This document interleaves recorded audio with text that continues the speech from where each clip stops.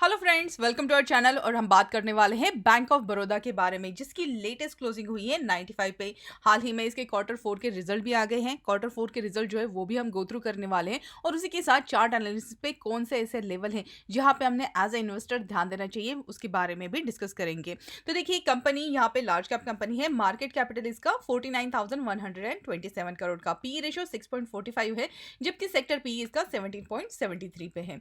अब यहाँ पे बात करते हैं कंपनी के क्वार्टर 4 के रिजल्ट के बारे में। तो देखिए, पिछले साल तो जो कंपनी है यहाँ पे उन्होंने 1047 करोड़ का यहाँ पे लॉस बुक किया था, और इस बार कंपनी के जो रिजल्ट आए यहाँ पे उन्होंने बताया कि कंपनी का जो नेट प्रॉफिट है ये बढ़कर हो गया है 1779 करोड़ का, जो कि बहुत अच्छी पॉजिटिव न्यूज है बैंक ऑफ बड़ौदा के लिए। अब अगर हम यहाँ पे डिटेल में जानते हैं तो यहाँ पे उन्होंने ये तो बताया कि नेट प्रॉफिट तो इनका बढ़ ही गया है, उसी के साथ नेट इंटरेस्ट इनकम जो है ये भी यहाँ पे 21% की ग्रोथ दिखाई है, और ये अभी बढ़कर हो गया है 8612 करोड़ का, जबकि पिछले साल ये था 7107 करोड़। और उसी के साथ इनकी जो नेट इंटरेस्ट मार्जिन है यहाँ पे भी 36 बेसिस पॉइंट का यहाँ पे ग्रोथ नजर आया है। कंपनी के जो एमडी है संजीव चड्ढा, इन्होंने ये बताया है कि कंपनी के यहाँ पे जितने भी मोस्ट ऑफ द मैट्रिक्स है यहाँ पे प्रॉफिटेबिलिटी में ऑल राउंड इंप्रूवमेंट दिखाई दी है, और उसी के साथ कंपनी की जो असेट क्वालिटी है ये भी इंप्रूव होते हुए नजर आई है। और यहाँ पे इस बार बैंक ऑफ बड़ौदा ने मैनेज किया है कि इनके जो स्लीपेजेस है ये 2% के नीचे ही यहाँ पे कंट्रोल कर सके। और उसी के साथ अगर हम यहाँ पे नॉन परफॉर्मिंग असेट के बारे में बात करें तो देखिए, इनका जो ग्रॉस नॉन परफॉर्मिंग असेट है यहाँ पे 6.61% की गिरावट हुई है, और जबकि हम कंपेयर करें पिछले साल के यहाँ पे 8.87% था। मतलब इनके जो नॉन परफॉर्मिंग असेट जो है वो घटते हुए नजर आ रहे हैं, जो कि पॉजिटिव न्यूज है।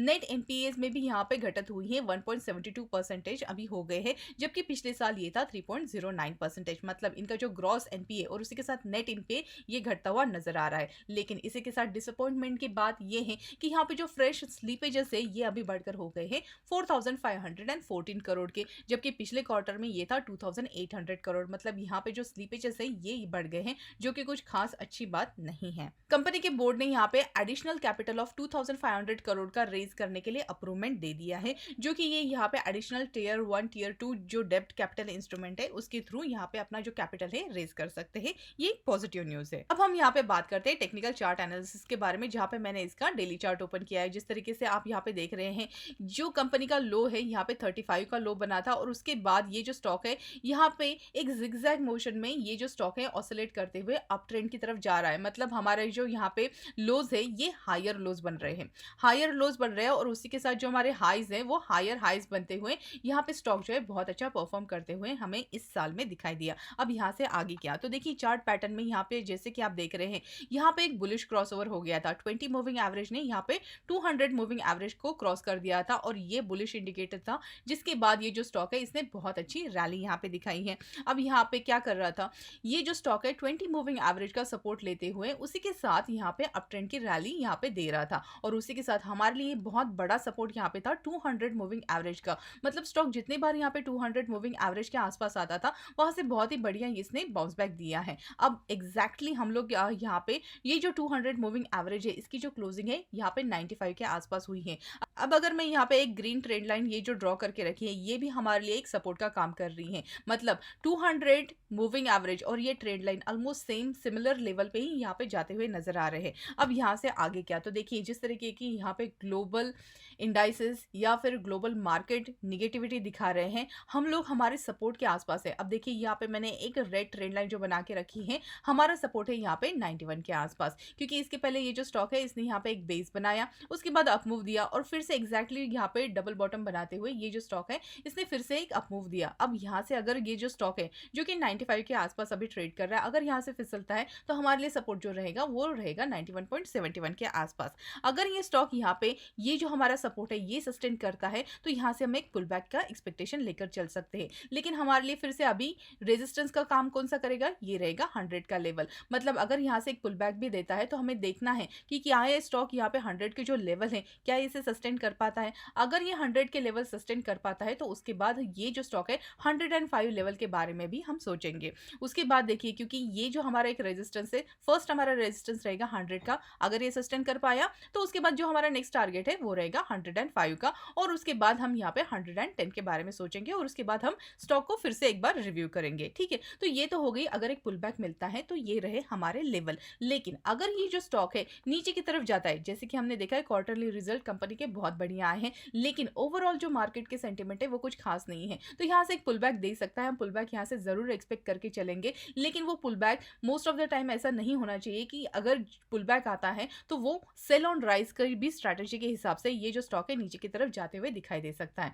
तो देखिए हमारा जो सपोर्ट है 91 का है, तो जो लॉन्ग टर्म इन्वेस्टर है उन्होंने ये जो सपोर्ट है इसका जरूर ध्यान दीजिएगा, क्योंकि स्टॉक अगर यहाँ पे 91 के नीचे फिसलता है तो उसके बाद हमारे लिए एक इंटरमीडिएट सपोर्ट है जो कि है 85 का। अगर ये यहाँ पे 85 पे भी संभलता नहीं है तो उसके बाद ये जो स्टॉक है फिर से 80 के लेवल भी दिखा सकता है, क्योंकि जैसे ही ये जो स्टॉक है हमारा 200 मूविंग एवरेज और उसी के साथ ये जो ट्रेंड लाइन है इसको अगर ब्रेक करता है तो ये जो हमारा चार्ट पैटर्न है जो कि अप ट्रेंड में यहाँ से जाते हुए दिखाई दे रहा है, ये जो चार्ट पैटर्न है ये डिस्ट्रॉय हो जाएगा, क्योंकि हमारा जो सपोर्ट है ये सपोर्ट अगर टूट जाता है तो ये चार्ट पैटर्न जो अप ट्रेंड मूव है ये यहाँ पे डाउन ट्रेंड मूव में कन्वर्ट हो सकता है। तो इसलिए ये जो लेवल है हमारे लिए बहुत इंपॉर्टेंट है। अब अगर आपको यहाँ पे लॉन्ग टर्म के हिसाब से यहाँ पे इन्वेस्ट करना है तो यहाँ पे थोड़ा सा वेट एंड वॉच कीजिएगा, देखिए कि हमारे ये जो यहाँ पे 90 के लेवल है क्या ये सस्टेन कर पाते हैं। अगर ये सस्टेन कर पाते हैं और हमारा मार्केट भी यहाँ से एक टर्न अराउंड लेता है तो यहाँ पे कुछ क्वांटिटी हम बाय करके चल सकते हैं। लेकिन अगर ये जो हमारा सपोर्ट का लेवल है ये अगर यहाँ पे सस्टेन नहीं करता है तो हम थोड़ा वेट करेंगे,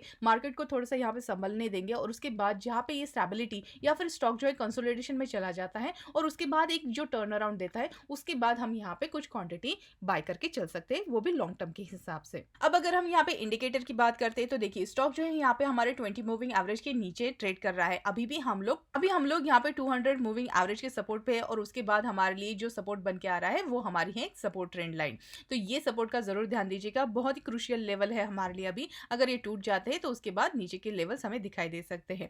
और उसी के साथ अगर हम दूसरे यहाँ पे इंडिकेटर्स की बात करते हैं तो देखिए यहाँ पे ऑलरेडी जो MACD है यहाँ पे बेरिश क्रॉसओवर हो गया था और यहाँ पे इसने काइंड ऑफ एक डबल टॉप फॉर्मेशन बनाया है। डबल टॉप फॉर्मेशन बनाने के बाद इसने कोशिश की, लेकिन ये जो हमारे 120 के ऊपर ये जो स्टॉक है यहाँ पे सस्टेन नहीं हो पाया और यहाँ पे बेरिश क्रॉसओवर होने के बाद ये जो स्टॉक है नीचे की तरफ फिसलते हुए नजर आया है।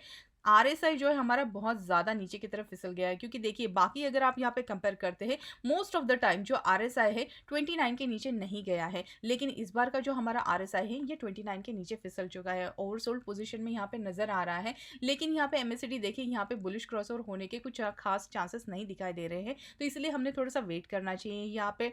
और उसी के साथ यहाँ पे अगर हम चार्ट पैटर्न की बात करते हैं तो ये यहाँ पे अगर ये M पैटर्न फॉर्म करता है और उसका ये जो नेक लाइन यानी कि हमारी सपोर्ट ट्रेंड लाइन है अगर ये ब्रेक डाउन हो जाती है तो उसके बाद नीचे के लेवल जो है वो दिखाई दे सकते हैं। तो ये तो था हमारा रिसर्च और एनालिसिस। आई होप ये वीडियो आपको अच्छा लगा होगा। अगर वीडियो पसंद आया हमें कमेंट सेक्शन में ज़रूर बताइएगा। अगर हमारे चैनल पे फर्स्ट टाइम है तो चैनल को सब्सक्राइब करके बेल आइकन दबाना मत भूलिएगा और मिलते हैं अगले वीडियो में। Thank you so much.